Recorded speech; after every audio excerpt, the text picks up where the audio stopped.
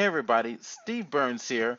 So we had a question on the forum about how to add noise to video, and as you can see here, I have noise added to a video shot that I took up in San Luis Obispo, and this was shot with my Canon 60D. And so let me show you break it down a little bit for you as to what's going on here.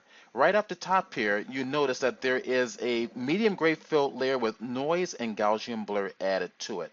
And that layer has been animated so that the noise is placed in various locations. So keep in mind that what happens is when back in the days of film, every single frame of the film was processed with silver halides built into it. So every frame had silver halides or noise placed in different locations. All right, so that's what I've done is animated this particular piece of overlay on top of the video in different locations. So now first let me share with you how I actually created the noise. I'm going to make a brand new layer. Let's turn this one off right below it, and let's start fresh here. Shift F5, and what we're going to do is fill that with medium gray. And now we're going to go to our right click on that layer and go ahead and convert that to a smart object so it becomes non-destructive. Go to our filter menu. Let's go add our noise. So filter noise, add noise. That's about approximately what I've added.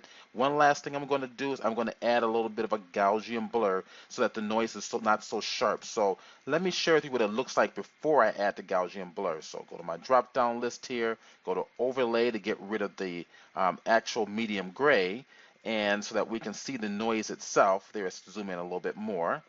Now let's go add a Gaussian blur. So filter, blur, Gaussian blur. There. All right. So that looks a lot more convincing. So that is exactly what I did to create the noise. Let's pull back a little bit more so we can see the entire video. Now let's turn this one on and go to the one that I've already animated.